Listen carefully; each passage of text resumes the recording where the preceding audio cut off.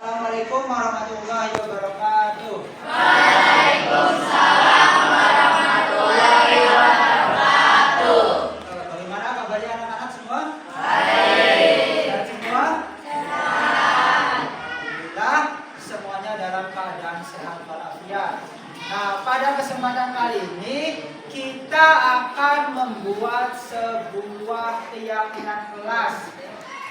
Keyakinan kelas yaitu sebuah kesepakatan yang kita buat bersama satu kelas ini semuanya. Dan nanti kesepakatan ini diharapkan bisa ditaati, bisa dijalani oleh seluruh anggota kelas ini, termasuk Bapak nantinya. Jadi ikatan atau keyakinan kelas ini yang menjadi rambu-rambu, yang menjadi tuntunan kita selama ada di kelas ini. Tapi tidak hanya diterapkan dalam kelas ini saja diharapkannya, tapi di kelas lain pun atau ketika kalian di luar pun keyakinan kelas yang relevan untuk diterapkan di luar bisa kalian lakukan, bisa kalian terapkan dalam kehidupan sehari-hari. Sekarang persilakan kepada kalian untuk menuliskan keyakinan kelas yang akan kita sepakati bersama. Silakan nanti usulan dari masing-masing kalian, kemudian nanti kita sepakati apakah ini bisa disepakati atau tidak. Silakan yang pertama siapa? Iko. Silakan. Bisa ditulis.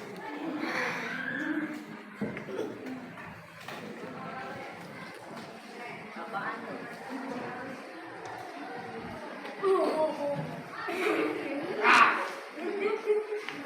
Sini.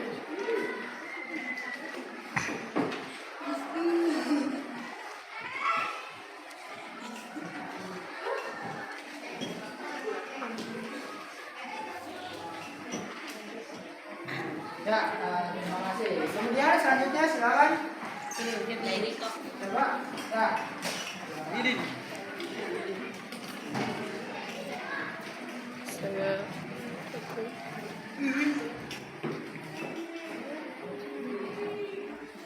Tidak boleh sama. Panjang puter.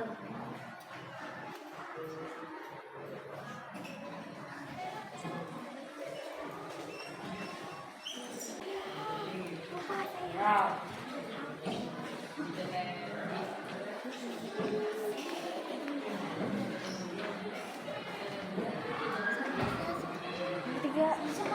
Ketiga.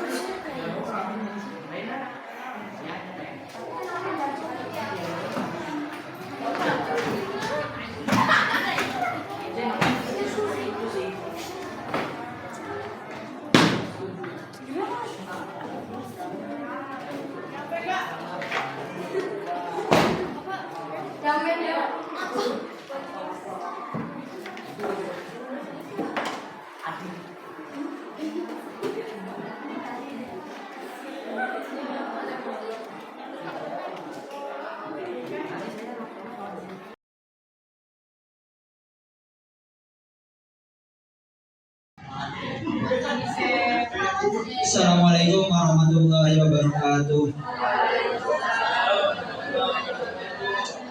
Alhamdulillahirabbil alamin wa bihi nasta'in ala umuri dunya waddin. Wassalatu wassalamu ala asyrofil anbiya'i wal mursalin wa ala alihi washabihi ajmain. Subhanaka la ilma lana illa ma 'allamtana innaka antal alimul hakim. Rabbi shrah li wa yassir li amri wa hlul 'uqdatam min lisani yafqahu qawli. Amma ba'du.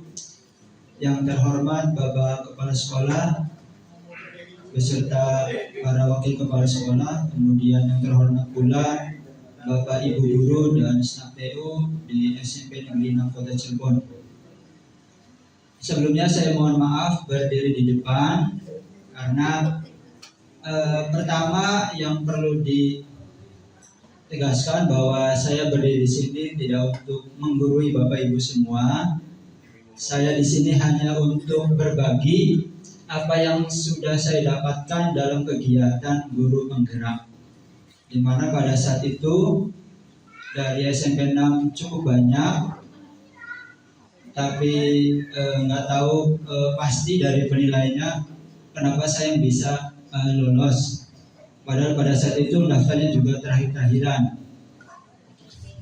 Dan untuk angkatan-angkatan berikutnya kan ada pendaftaran lagi, silakan nanti Bapak Ibu bisa ikut mendaftar dan bisa mengikuti program guru penggerak ini, di mana dalam pelaksanaannya saya memperoleh banyak hal dari materi-materi baru yang menyangkut tentang dunia pendidikan dan bagaimana cara kita untuk memperlakukan peserta didik. Bahkan ada istilah yang mungkin kalau secara orang awam mungkin istilah yang sangat ekstrim yang waktu itu pernah juga disampaikan oleh Pak Haji Hendri terkait dengan istilah menghamba pada anak, yang sebenarnya tidak seperti kita menghamba kepada Tuhan, kepada Allah, tapi bagaimana kita untuk bisa memperlakukan anak dengan baik, dengan sesuai dengan kodratnya masing-masing. Nah, pada kesempatan kali ini saya akan memaparkan tentang budaya positif.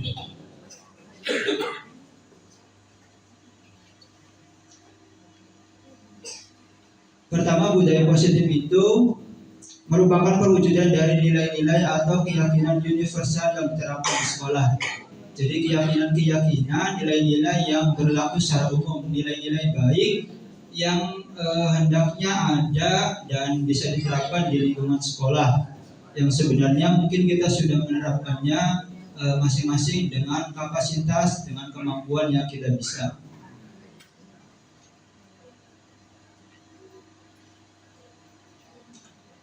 Ada sebuah pertanyaan atau pernyataan pemantik, tinggal nanti Bapak Ibu bisa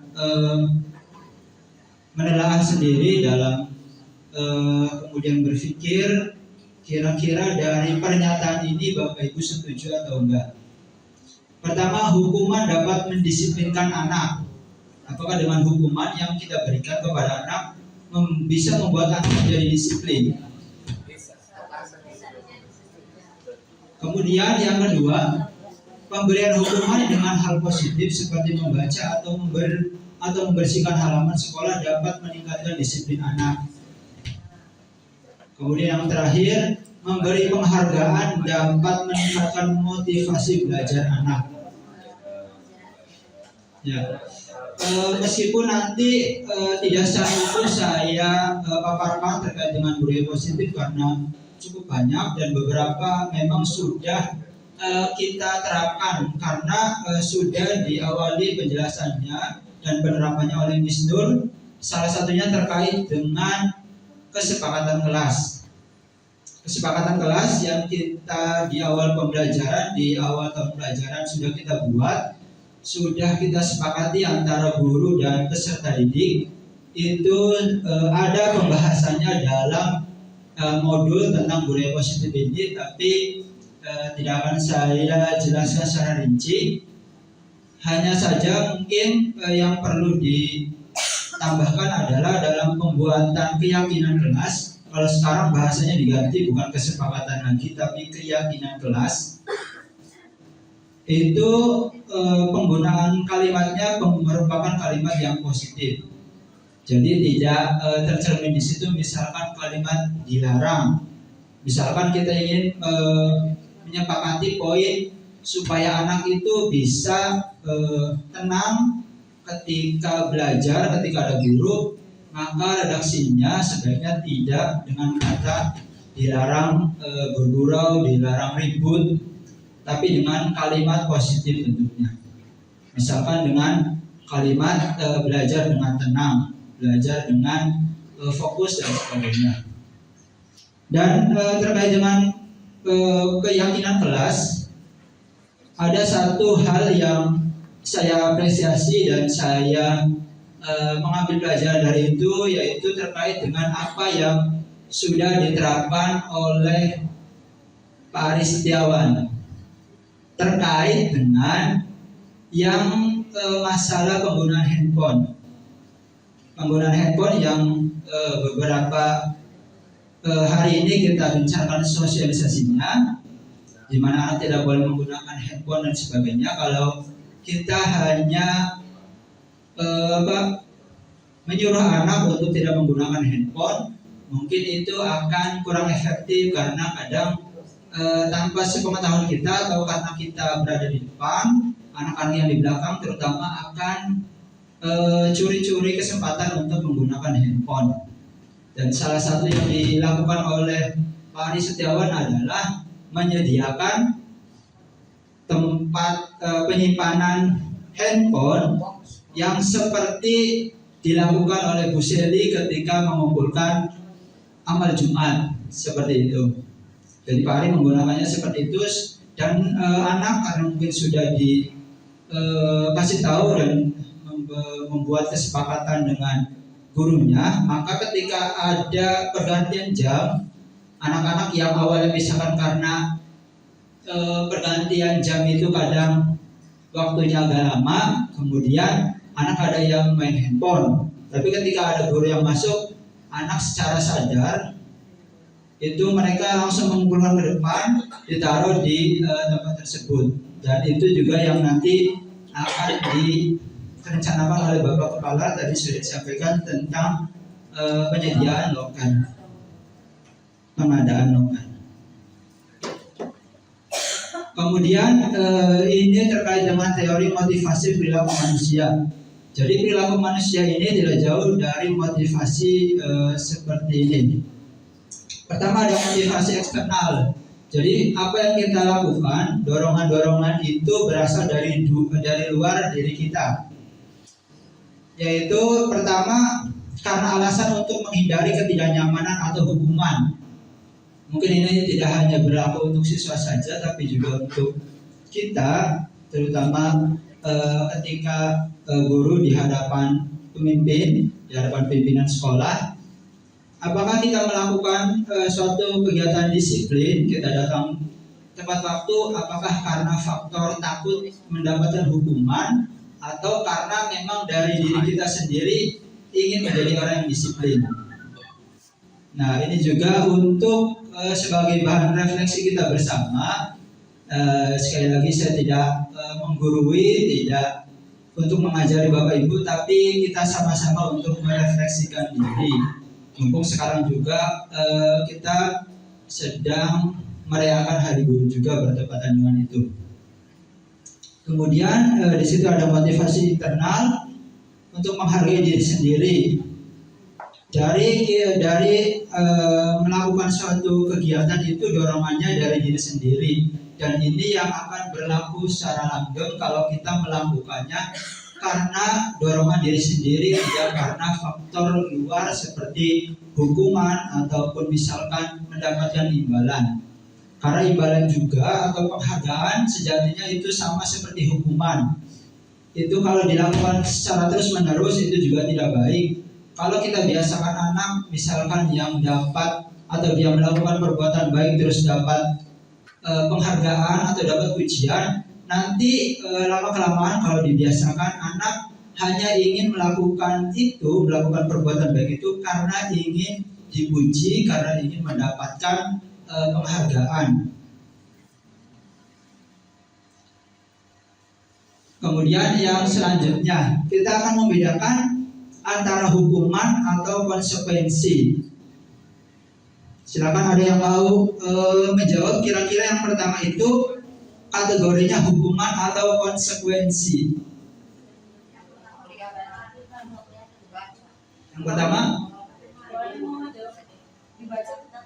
nomor 1, mencatat 100 kali di dalam buku berupa kalimat, saya tidak akan terlambat lagi karena terlambat ke sekolah. Hukuman atau konsekuensi? Hukuman. Kemudian yang kedua, lari mengelilingi lapangan basket 2 kali karena terlambat hadir di sekolah. Murid diminta untuk push up 15 kali karena tidak menggunakan masker ke sekolah. Menggantikan kertas tugas teman yang telah dicoret-coret. Membersihkan tumpahan air di meja tulis karena tersenggol pada saat belajar. Murid disuruh untuk mengenakan sepatu seharian di sekolah karena tidak mengenakan sepatu hitam.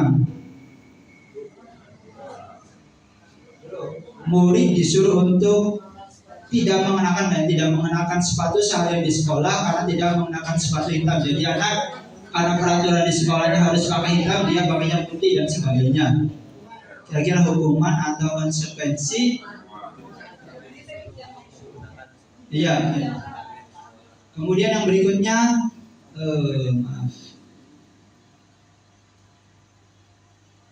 lari mengelilingi lapangan basket 2 kali karena terlambat 20 menit untuk pelajaran PJOK. Kita akan lihat jawabannya.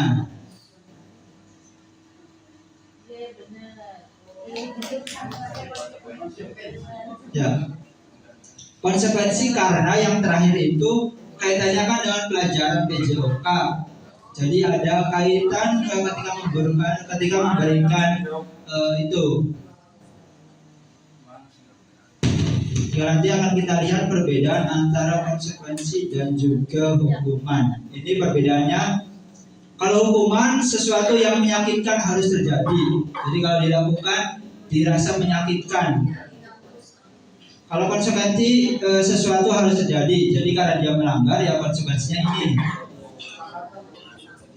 Ya, bentuk tanggung jawab seperti itu. Kemudian membuat anak sakit hati, baik itu secara fisik ataupun secara psikis, secara hati untuk jangka waktu lama. Kalau hukuman, misalkan dihukum untuk keliling 10 kali atau sebagainya. Kemudian kalau konsekuensi membuat anak merasa tidak nyaman dalam jangka waktu pendek, jadi hanya dalam jangka waktu pendek saja anak merasa tidak nyamannya itu dan yang lainnya.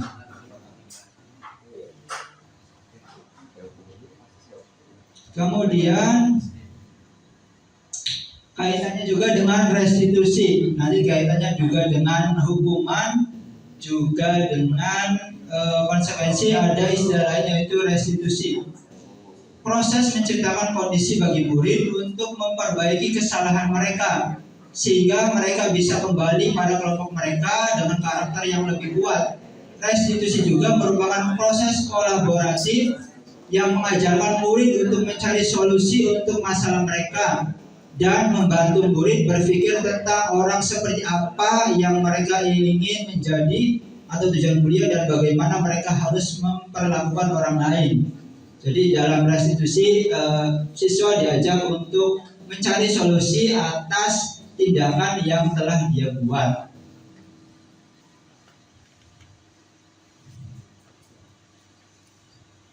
Kemudian ini ciri-ciri restitusi, bukan untuk menebus kesalahan, namun untuk belajar dari kesalahan. Kemudian memperbaiki hubungan, tawaran bukan paksaan. Jadi itu secara sadar anak juga menerima itu, jadi tidak atas dasar paksaan. Kemudian sampai yang terakhir, restitusi mengembalikan murid yang berbuat salah pada kelompoknya. Jadi ketika restitusi dilakukan, anak bisa sadar, kemudian bisa kembali di dalam kelompoknya, dalam lingkungannya dengan keadaan atau dengan sifat baik. Ini perbedaannya. Untuk hukuman, konsekuensi, dan restitusi saya lewat. Ini ada segitiga restitusi. Dalam restitusi ada tahapan-tahapannya: menstabilkan identitas, validasi kebutuhan, dan menanyakan keyakinan. Ini ada contoh terkait dengan posisi kontrol kaitannya dengan restitusi. Kita bisa menyaksikan ini dan bisa kita refleksikan selama ini kita termasuk ke dalam kategori yang mana dari 5 posisi kontrol restitusi yang ada.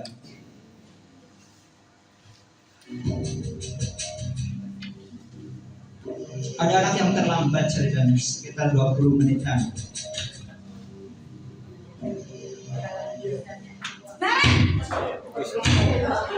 Sini kamu. Selamat pagi, Bu. Selalu terlambat.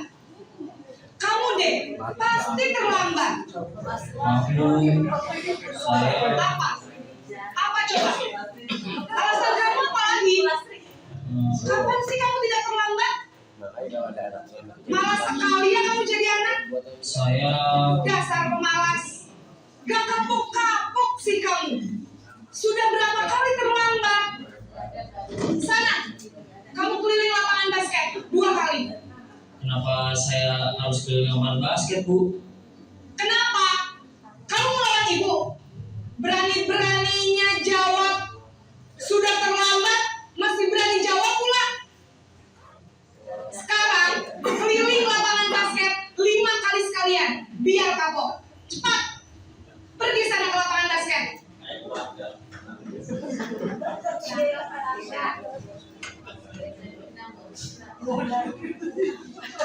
Ini contoh posisi kontrol yang memberi hukuman.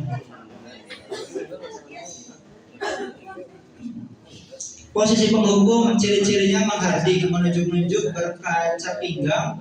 Berarti kalau dalam bahasa yang tenteng, terus membentak. Terus berupa hukuman fisik atau verbal atau menyakiti hati. Jadi selain fisik. Kemudian dampak posisi penghukum, murid menjadi pendendam. Jadi murid akan menjadi pendendam kepada guru yang memberikan hukuman itu, apalagi hukumannya yang berlebihan, bisa dibilang seperti itu. Kemudian tidak menyukai guru atau mata pelajaran yang diampuh. Yang berikutnya, posisi pembuat merasa bersalah. Dengan adegan yang sama tapi intonasinya berbeda.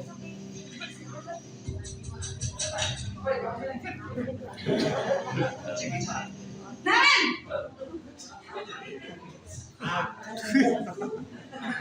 Selamat pagi, Bu. Naren. Kamu kenapa terlambat lagi, nak? Ya Tuhan, Naren. Kamu senang ya bikin ibu susah ya? Kalau kamu terlambat lagi, nanti ibu yang ditegur oleh kepala sekolah, nak. Disangka ibu tidak bisa membina kamu. Duh, gimana ini? Maaf, Bu. Duh, Gusti Naren. Kamu suka ya kalau ibu ditegur bapak kepala sekolah? Terus, sekarang ibu harus tulis apa ini di buku absen? Ini kamu sudah sering terlambat loh. Ibu harus apa coba? Maaf, Bu. Maaf sekali. Ya sudah, lain kali jangan bikin ibu susah lagi ya, nak ya. Ibu tidak akan kuat lagi kalau kamu begini terus. Bisa jantungan kalau ibu ditegur bapak kepala sekolah. Sana cepat kelas. Maaf ya, Bu. Maaf sekali. Terkait dengan pembuat merasa bersalah. Posisi membuat merasa bersalah kepada anak, suara atau ciri-cirinya, suara cenderung lembut, yang tadi beda dengan yang pertama. Kemudian tenang, namun kata-katanya menyalahkan murid. Jadi membuat murid merasa sangat bersalah. Kemudian guru akan menyatakan hal-hal yang merasa kesalahan ada pada murid dengan membuat guru menderita. Jadi seolah-olah nanti guru yang menderita karena perlakuan yang dilakukan oleh anak. Sedangkan untuk dampaknya, membuat murid merasa bersalah, identitas gagal, kemudian rendah diri dan menarik diri dari lingkungan karena merasa dia hanya bisa membuat masalah. Yang selanjutnya, posisi teman.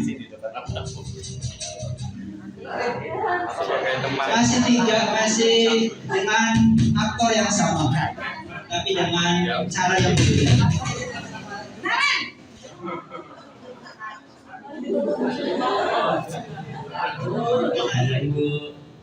Wah, sudah jam berapa ini nak? Terlambat lagi ya sayang.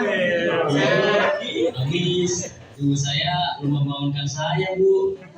Kamu malah menyalahkan ibu kamu. Kamu bukannya anak yang larinya paling kencang. Kok terlambat sih? Iya, Bu. Saya memang terlambat bangun tadi. Jadi, biarpun saya lari kencang, tetap gak kekejar, Bu. Ya sudah sana. Nanti lain kali larinya lebih kencang lagi ya. Biar gak terlambat lagi. Bikin seneng ibu. Demi ibu. Bisa kan? Bisa, Bu. Ya sudah sana masuk kelas. Ibu beresin urusan absen kamu. Kamu ini ada-ada saja. Masih ada dua lagi. Untuk posisi teman, suara guru akan ramah. Kedua cenderung bersenda gurau untuk menghangatkan suasana karena memposisikan diri sebagai teman. Sedangkan untuk dampaknya, murid akan bergantung kepada satu orang, yaitu orang tadi, guru tadi yang perlakuannya seperti teman itu. Kemudian murid tidak mandiri dan tidak berpikir untuk diri sendiri. Selanjutnya, posisi pemantau atau monitor.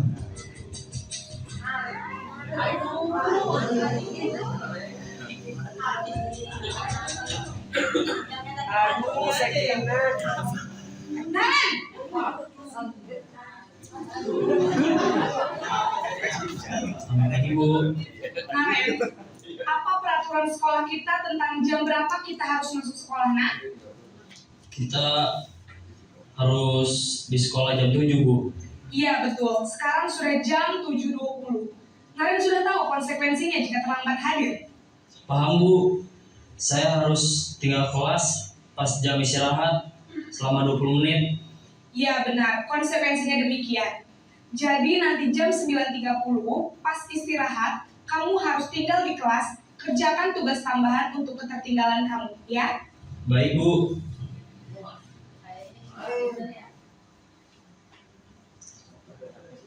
Untuk posisi pemantau atau monitor, seorang pemantau akan bersuara datar, tidak emosional, tidak bersenda gurau ataupun menggunakan suara tinggi. Kemudian tercipta identitas diri positif atau berhasil.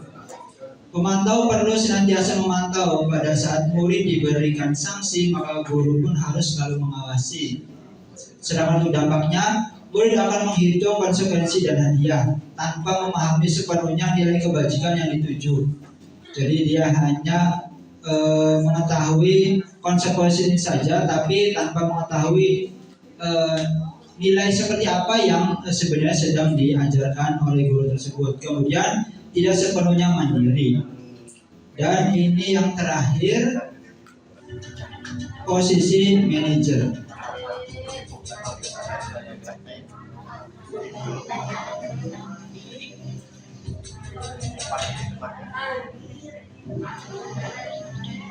Naren!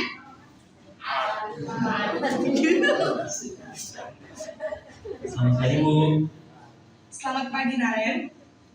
Maaf, Bu. Saya terlambat. Iya, sekolah masuknya jam 7, sekarang sudah jam 7.20. Jadi sekarang bagaimana ini Naren? Maaf Bu, saya lupa tahu alarm saya semalam. Baiklah, menurut kamu, keyakinan sekolah yang mana yang perlu kamu tingkatkan? Menghargai diri sendiri dan orang lain mungkin ya Bu. Setuju. Jadi, apakah Naren meyakini prinsip saling menghormati tersebut? Iya Bu, saya meyakininya. Apakah Naren bersedia memperbaiki masalah keterlambatan ini? Bersedia Bu. Bagaimana kamu akan perbaiki masalah keterlambatan ini? Saya akan coba untuk tidak lupa menyetel alarm saya Bu. Baik, kalau Naren lupa menyetel alarm di rumah, ada orang yang kira-kira bisa bantu mengingatkan tidak? Ada Bu, kakak saya, Kak Emma. Ada lagi selain Kak Emma? Selain Kak Emma, ada ibu saya. Baik, jadi yang mengingatkan Naren adalah Kak Emma dan ibu kamu ya. Kira-kira akan mulai start alarm kapan nih Naren? Setelah pulang sekolah, akan segera saya lakukan. Baik, jadi Naren akan setel alarm untuk bangun besok pagi dan akan diingatkan oleh kakak dan ibu dan Naren ya. Ada lagi yang mungkin perlu dilakukan Naren agar tidak terlambat bangun lagi? Tidak ada Bu. Baik Naren, terima kasih untuk kerjasama kamu. Sekarang kamu perlu kembali ke kelas untuk belajar. Baik Bu, terima kasih. Ya, ini 5 posisi kontrol. Untuk posisi manajer, suara manajer netral, tidak emosional, tidak terlalu ramah, dan tidak bernada tinggi.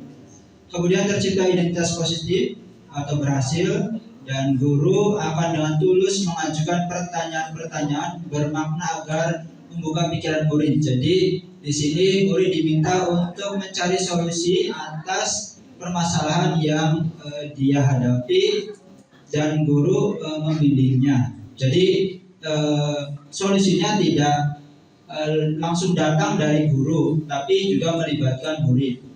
Kemudian guru membimbing murid untuk memecahkan masalahnya secara mandiri. Sedangkan untuk dampak, murid menjadi mandiri, kemudian percaya diri dan dapat memecahkan masalah. Nah, setelah mengamati adegan kelima posisi kontrol tadi dengan aktor yang sama tapi dengan kondisi yang berbeda, kira-kira posisi mana yang paling ideal menurut Bapak Ibu? Yang paling ideal, bukan yang sudah kita laksanakan.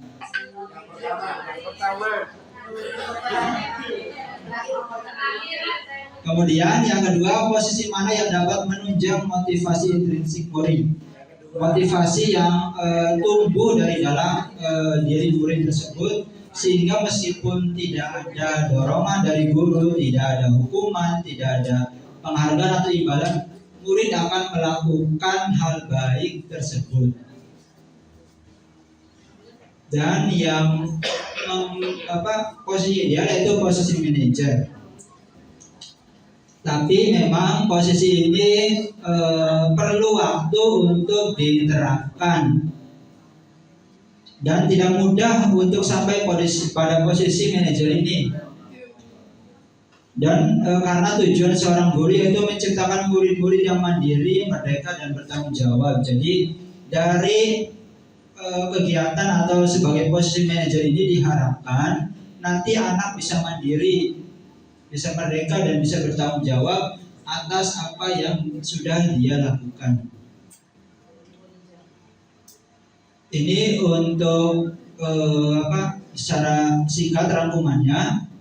Ada bagaimana guru berbuatnya ketika posisi penghukum sampai manajer, kemudian guru berkata, kata-katanya apa, kemudian hasil, kaitan dengan dunia berkualitas, murid berkatanya apa, dan dampak pada murid seperti apa.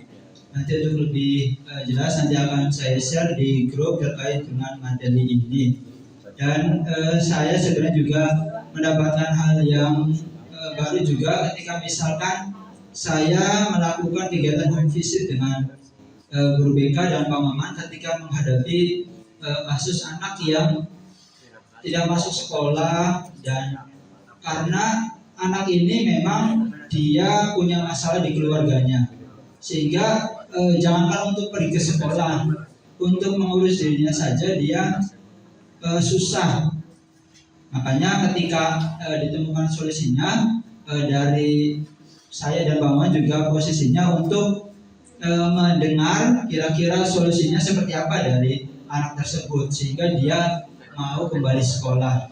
Ada yang kita lakukan di 2 orang, tapi yang memang belum berhasil, dan salah satunya ketika dia menyanggupi untuk melakukan solusi yang dia sendiri juga tawarkan, tapi ternyata dia masih melakukannya, masih tidak berangkat.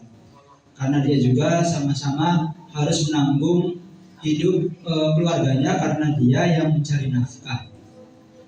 Itu saja yang bisa saya sampaikan dalam diseminasi ini. Terima kasih banyak atas perhatiannya dan waktunya dan kerjasamanya. Assalamualaikum warahmatullahi wabarakatuh.